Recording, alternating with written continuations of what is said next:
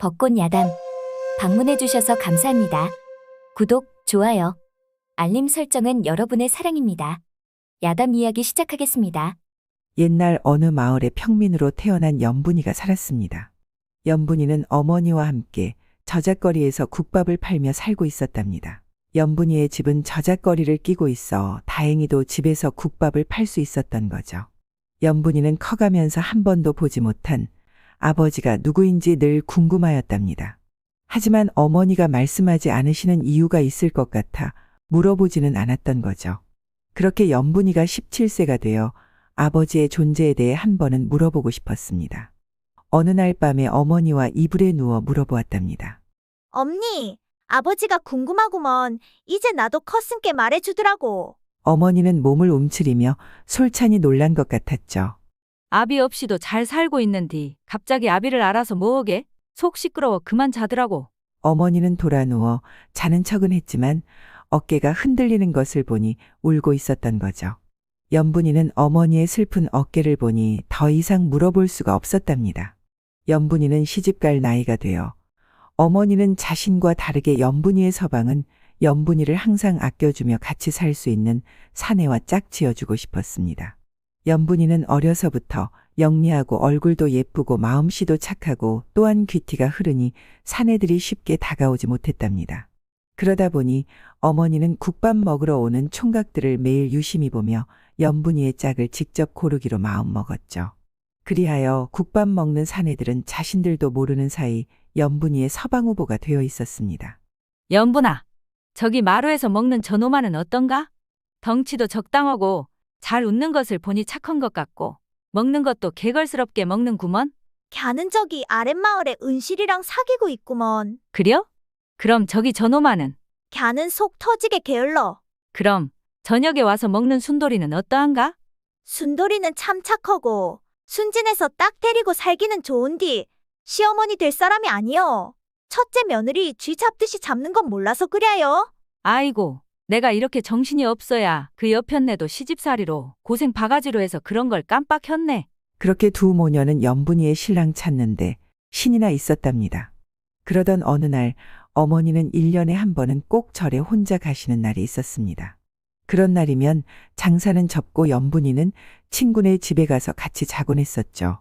하지만 친구들도 나이가 차서 시집을 가 같이 잘 친구가 없다 보니 혼자 집에서 보내게 되었답니다. 그날은 추적추적 비가 내렸는데 겨울이 다가온다고 알리는 듯 바람까지 차가웠습니다. 늦은 밤 방에 혼자 이불을 펴고 누워있는데 방이 추워서 잠을 이룰 수가 없었던 거죠. 그리하여 연분이는 아궁이에 불을 피우고 있을 때 밖에서 사내 소리가 났답니다. 누구 계시오? 연분이는 겁이 나서 부엌 문틈으로 보니 선비가 비를 맞고 서 있는 것이 아니겠어요. 연분이는 선비의 얼굴을 보니 나쁜 사람처럼 보이지 않아 부엌 문을 열고 나갔죠.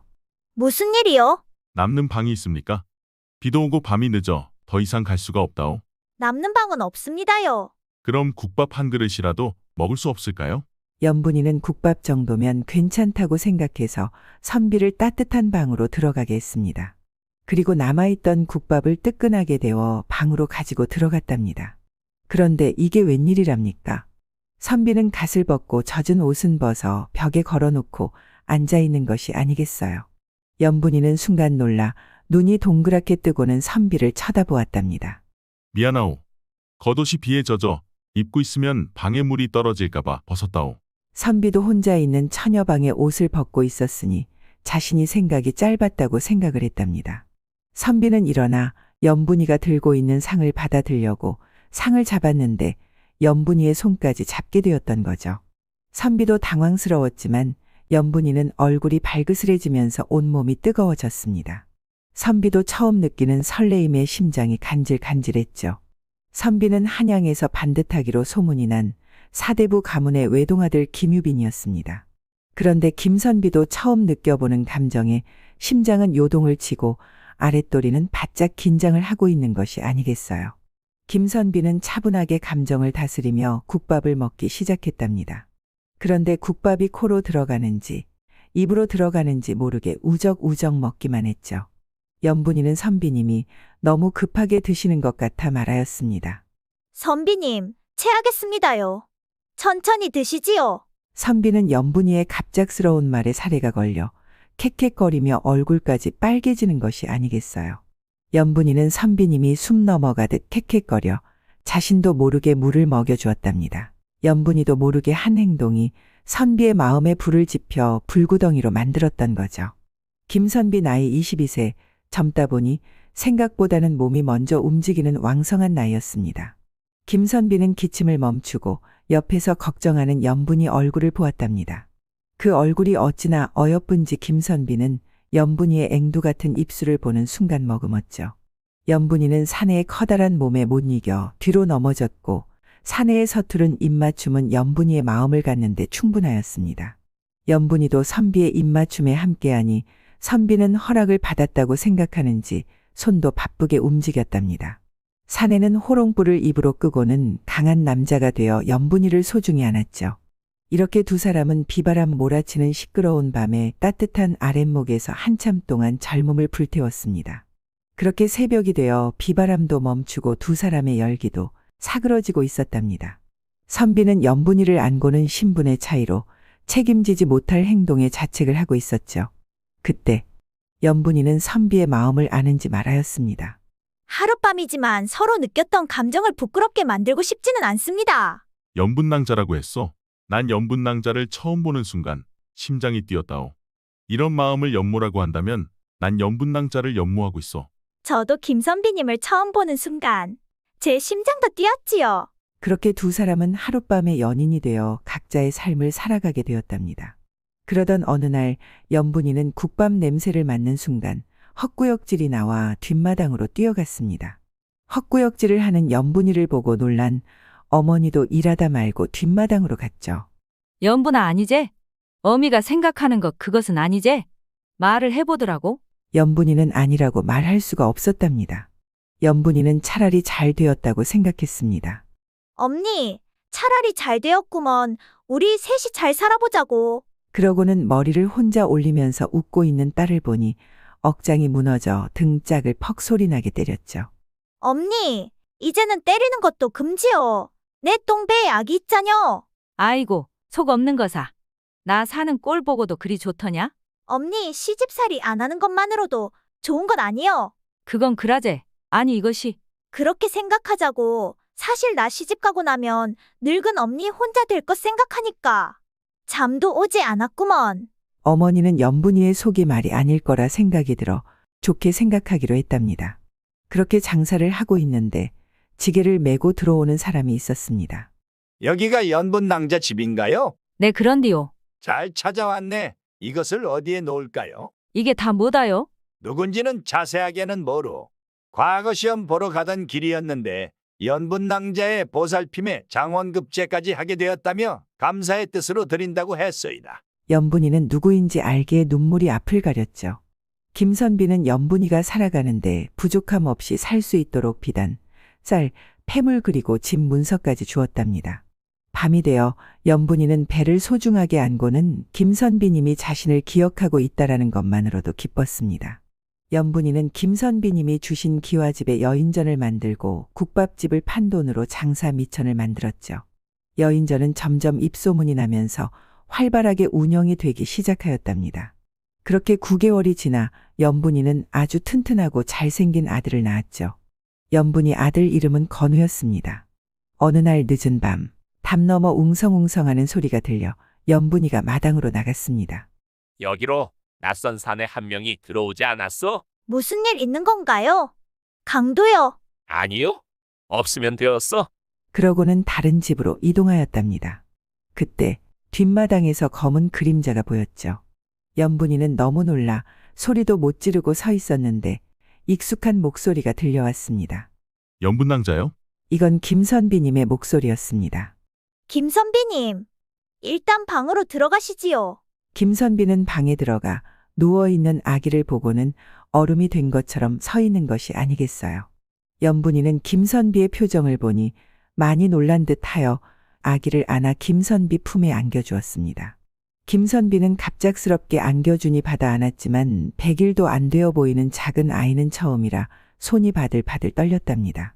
김선비님, 아이 얼굴을 잘 보셔요. 누구를 닮은 듯 합니까? 김선비는 아이 얼굴을 보았지만 누구의 아이인지가 궁금한 것보다는 연분이가 혼인을 하였는지가 더 궁금하였던 거죠. 난 잘 모르겠어. 눈은 저를 닮았고요. 코와 입은 김선비님을 닮은 아들입니다. 정말이요? 이 아이가 내 아들이란 말이요.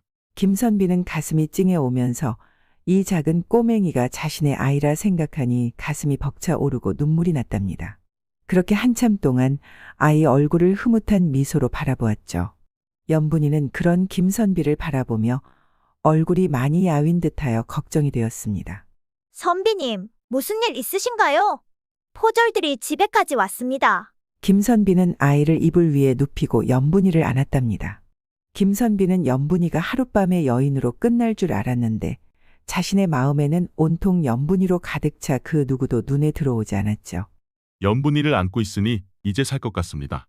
조만간 해결이 될 것입니다. 그러니 너무 걱정하지 마시오. 정말이에요? 네, 맞습니다.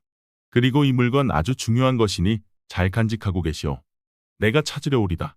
그렇게 두 사람은 불을 끄고 그동안 못한 것까지 끌어모아 살벌하고 뜨거운 시간을 보내고 헤어졌답니다. 그렇게 시간을 흘러 아침밥을 먹는데 연분이가 헛구역질을 하는 것이 아니겠어요. 연분아, 또 그것은 아니제? 이번에는 어느 놈이여? 건우 아버지요, 건우 아버지. 건우 아버지, 아이고, 내 사위구먼. 어찌 사위 얼굴은 한 번도 보지를 못했는데 손주들만 만들고 가버리는지 다음에 오거든 장모가 사위 얼굴 보고 싶다고 말 좀 해다오. 알았구먼. 그렇게 또 시간이 흘러 연분이는 딸을 낳았죠. 그런데 김선비는 오지는 않고 소식도 없으니 연분이는 점점 걱정이 되었답니다. 한편 김선비는 옥에서 고신을 당하고 있었습니다. 그것이 어디 있는지 말하여라. 난 모르는 일이라 하지 않았소. 지독하구나. 며칠 동안 고신을 하는데도 말을 하지 않으니 말이다. 나도 답답하구려. 그것이 무엇이라는 말이요. 자네들도 나를 잘 알 테지. 말만 하면 내가 찾아줄 수도 있소이다. 헛소리는 아니겠지. 김선비를 아는 사람들은 김선비는 어떤 일이든 자신이 입 밖으로 꺼낸 말들을 아무리 어려운 일이라 하여도 해결을 하는 끈질긴 사람임을 알고 있었죠. 우선 자세하게 말해 주시오. 그래야 더 빠르게 찾을 수 있으니. 나도 정확하게는 모르겠소. 허나 뒤로 들리는 소문은 영모를 가담한 사람들이 서로 견제하기 위해 12명의 이름을 통해 새겼는데 그것이 없어졌다는 소문이 있소. 어떻게 생겼답니까? 아마 동그란 모양이 크기는 손바닥만 하다지. 혹시 여기 사또 이름도 있나 보지? 엄한 사람 잡아다가 고신을 하는 걸 보니. 말도 마시오. 요즘 얼굴이 사색이 되어 잡아야 하는 못된 놈들은 잡지 않고 엉뚱한 사람들만 잡아다가 고신을 하니 그런 걸 보면 이름이 있지 않을까 싶소. 일단 쓰러져 계시오. 그럼 내보내 주리다. 김선비는 바닥에 쓰러져 눈을 감고 있으니 사람들이 손수레에 실어 집으로 데리고 가주었습니다. 김선비는 증거품은 자신의 손에 있고 확실한 자백만 있으면 되겠다고 생각을 했던 거죠. 그 증거품은 며칠 동안 최대감을 미행하다 12명이 한자리에 만나는 날 챙긴 것을 보고는 소매치기 몇 명을 돈으로 사서 얻게 되었습니다. 늦은 밤, 김선비는 연분이와 아들이 보고 싶어 연분이가 있는 안방에 들어갔답니다. 아들 건우가 누워 자고 있는 모습을 보니 이제 제법 사람의 모습을 하고 있어 신기하기만 했죠. 그런데 연분이의 품에서 꼬물꼬물거리는 것이 보여 앉아 자세히 보니 젖먹이 아이였던 거죠. 연분이는 조용히 말하였습니다. 그때 생긴 딸입니다요. 김선비는 바쁜 와중에 틈틈이 씨를 뿌린 자신이 대견하였던 거죠. 연분아 고맙구나. 이제 거의 해결이 되어가고 있단다. 조금만 기다려다오. 내가 맡긴 물건은 어디 있느냐? 아까 건우가 가지고 놀았는데 어디에 있더라? 뭐요? 그것이 어떤 물건인 줄 알고? 내가 숨겨놓으면 보물찾기 하는 줄 알고 찾아내고 그리고 건우가 숨겨놓은 것. 제가 힘들게 찾은 것이 몇 번인지 몰라요. 여기가 제일 위험한 곳이었구려. 제일 안전한 줄 알았는데. 깊게 숨겨놓지는 않으니 바로 찾을 겁니다. 나도 이제 건우의 심리를 좀 파악하고 있으니까요. 그런데 이번에는 아무리 찾아도 나오지 않으니 김선비도 연분이도 난처해지기 시작을 하였답니다. 연분이는 건우를 깨워 물어보려고 아이를 들었는데 그것이 건우의 엉덩이에 깔려있지 뭡니까? 두 사람은 깊은 안도의 숨을 쉬고는 서로 바라보며 웃었습니다. 그리하여 김선비는 12명의 사람 중 제일 겁이 많은 사람을 골라 한 명씩 포섭하기로 했죠. 박대감 다 얘기 듣고 왔소이다. 영모에 가담한 사람 중에 박대감이 주동자라고 하더이다. 김선비는 12명 이름이 새겨져 있는 것을 보여주었답니다. 아니요. 내가 아니요. 영모에 가담하지 않으면 좌의정 최대감이 우리 집안 몰락시킨다고 하여 어쩔 수 없이 영모에 가담을 한 것이요. 정말이요. 최대감 혼자서 이 큰일을 계획하지 않았을 텐데. 함께 다니는 세 사람, 이대감, 박대감 그리고 최대감입니다요. 당신이 주동자로 밝혀진다면 거짓 자백과 함께 능지처참을 벗어나지 못할 것이요. 그럼요. 그럼요. 지금까지 나한테 얘기한 것을 여기에 작성하시오. 그리고 손도장도 나와 나눈 얘기는 누구하고도 얘기하지 말아야 할 것이요. 네, 알았습니다요. 그렇게 하여 김선비는 9명의 집을 찾아 자백을 받아내었는데 똑같이 3명을 주목하였던 거죠. 그 9명의 이름에는 사또 이름도 있었습니다.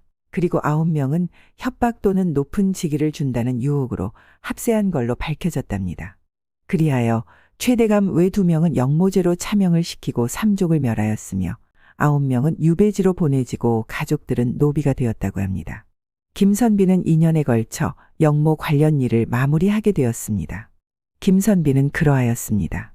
뼈대 깊은 사대부 집에서 태어나 집안에서 정해준 여인과 과거급제를 하면 바로 혼인하기로 되어 있었던 거죠.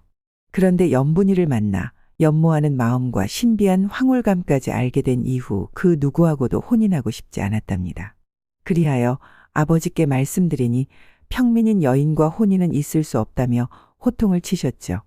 김선비는 연분이와 혼인할 수 있는 방법을 찾기 위해 고심하고 있었습니다. 그런데 동무들과 함께 있는 자리에서 한 동무가 말하였답니다. 자네들 그 얘기 들었는가? 지금 조정이 발칵 뒤집어졌다네? 무슨 일이 있나? 아, 글쎄. 영모를 꾀하려는 무리가 있다고 하는데 누구인지 밝혀내지 못하고 있다네? 그게 정말인가? 김선비는 이것이다 싶어 아버지를 찾아갔습니다.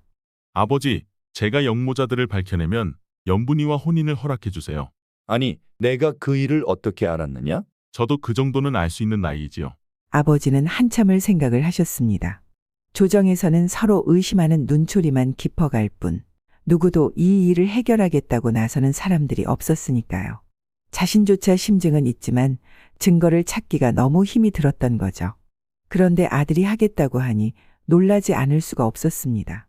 아들의 성품으로 본다면 한 번 말한 것은 지키는 아들이라는 것을 알기에 한편으로 걱정도 되었답니다. 그래, 좋다. 내가 할 수 있다면 해보거라. 이 일이 해결이 되면 연분이와 혼인할 수 있게 허락을 하겠으니. 아버지, 감사합니다. 연분이라는 아이가 그리 좋더냐? 저를 새로 태어나게 해준 사람입니다. 생각이 바뀌니 이 일도 해결할 수 있는 방법을 찾을 수 있었던 거죠. 이렇게 하여 연분이의 혼인을 허락받았던 거였죠. 상견례하는 날 꽃가마에서 아장아장 걸어 나오는 아이를 아들이 안고 꽃가마에서 여인이 내렸는데 젖먹이 아기를 안고 내리는 것이 아니겠어요. 그리고 한 분은 사돈 어른 같았지만 나이가 젊어 보였답니다. 김대감과 부인은 넋을 놓고 마당에서 보고 있었죠. 그런데 아들이 아는 아이를 보니 아들하고 똑같이 생긴 것이 아니겠어요. 김대감과 부인은 그제야 손주라는 것을 알고는 밝게 웃으며 맞이하였습니다. 아들아, 그 바쁜 와중에 열심히 살았구나. 김대감의 집안은 손이 귀한 집안인데 이렇게 손주가 둘이나 생겼으니 집안 경사가 아니겠습니까? 이런 모습을 지켜보고 있던 연분이 어머니가 연분이한테 조용히 말했습니다. 우리 딸 장어다. 이런 집안의 외동아들과 혼인할 수 있는 것은 우리 딸의 능력이구먼. 그러니 누구한테도 귀 죽지 말고 살아라. 알았지? 엄니, 나는 엄니랑 장사하며 살 거구먼. 그래서 우리 집 옆집 이사한다고 해서 그 집 샀어라. 뭐여? 사위랑은 얘기한 거요? 그라제, 서방님이 들어와서 산다고 했어라. 아이고, 우리 딸이 최고구먼. 행복한 가정을 뜻하는 군가수복이란 한자성어가 있습니다. 군자다운 집안이라야 행복한 가정이라는 뜻으로 세상을 살면서 가장 큰 가치를 가정의 행복에 둔다면 그 외 나머지 가치는 저절로 따라오기 마련이라는 뜻으로 쓰이고 있습니다. 벚꽃 야담. 구독, 좋아요, 따뜻한 댓글은 여러분의 사랑입니다. 이 영상을 보시는 모든 분들이 벚꽃 야담과 좋은 인연을 맺어 항상 행복이 가득하셨으면 좋겠습니다. 오늘도 행복한 하루 보내세요.